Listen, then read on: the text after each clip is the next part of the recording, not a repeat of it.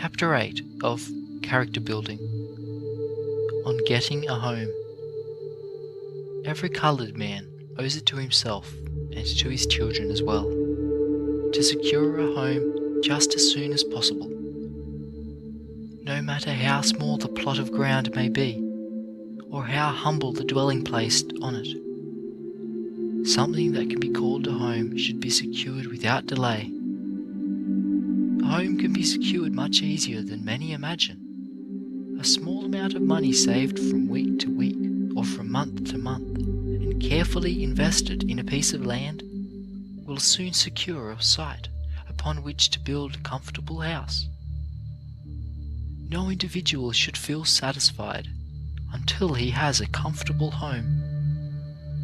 More and more, the southern states are making one of the conditions for voting the ownership of at least $300 worth of property, so that persons who own homes will not only reap the benefits that come from owning a home in other directions, but will also find themselves entitled to cast their ballot. Care should be taken as to the location of the land. It is of little advantage to secure a lot in some crowded, filthy alley. One should try to secure a lot on a good street, a street that is carefully and well worked, so that the surroundings of the home will be enjoyable. Even if one has to go a good ways into the country to secure such a lot, it is much better than to buy a building spot on an unsightly, undesirable alley. I believe that our people do best, as a rule, to buy land in the country instead of in the city. But in either case, we should not rest until we have secured a home in one place or the other. No man has a right to marry and run the risk of leaving his wife at his death without a home. I notice with regret that there are many of our people who have already bought homes, who, after they have secured the land, paid for it, and built a cabin containing 2 or 3 rooms, do not seek to go any further in the improvement of the property. In the first place, in too many cases the house and yard, especially the yard, are not kept clean. The fences are not kept in repair. Whitewash and paint are not used as they should be. No matter if the house is paid for, the greatest care should be exercised to see that it is kept in first-class repair, that the walls of the house and the fences are kept neatly painted or whitewashed, that no palings are allowed to fall off the fence, or if they do fall off, to remain off. If there is a barn or a hen house, these should be kept in repair, and should, like the house, be made to look neat and attractive by paint and whitewash. Paint and whitewash add a great deal to the value of a house. If persons would learn to use even a part of the time they spend in idle gossip or in standing about on the streets, in whitewashing or painting their houses, it would make a great difference in the appearance of the buildings, as well as add to their value.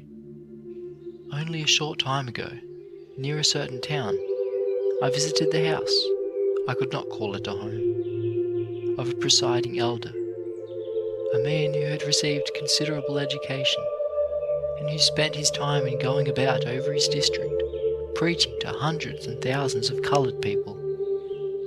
And yet, the home of this man was almost a disgrace to him and to his race. The house was not painted or whitewashed. The fence was in the same condition. The yard was full of weeds. There were no walks laid out in the yard. There were no flowers in it. In fact, everything on the outside of the house and in the yard presented a most dismal and discouraging appearance. So far as I could see, there was not a single vegetable around this house, nor did I see any chickens or fowls of any kind. This is not the way to live, and especially is it not the way for a minister or a teacher to live, for they are men who are supposed to lead their people not only by word but by example. Every minister and every teacher should make his home, his yard and his garden models for the people whom he attempts to teach and lead. I confess that I have no confidence in the preaching of a minister whose home is in the condition of the one I have described. There is no need why, as a race, we should get into the miserable and unfortunate habit of living in houses that are of repair, that are not whitewashed or painted, that are not comfortable, and, above else, in houses that we do not own. There is no reason why we should not make our homes not only comfortable, but attractive, so that no one can tell from the outside appearance, at least, whether the house is occupied by a white family or a black family. After a house has been paid for, it not only should be improved from year to year and kept in good repair, but as the family grows, new rooms should be added. The house should not only be made comfortable, but should be made convenient. As soon as possible, there should be a sitting room where books and papers can be found, a room in which the whole family may read and study during the winter nights. I do not believe that any house is complete without a bathroom. As soon as possible, every one of our houses should be provided with a bathroom, so that the body of every member of the family can be baptized every morning in clean, invigorating, fresh water. Such a bath puts one in proper condition for the work of the day, and not only keeps one well physically, but strong morally and religiously. Another important part of the home is the dining room. The dining room should be the most attractive and most comfortable room in the house.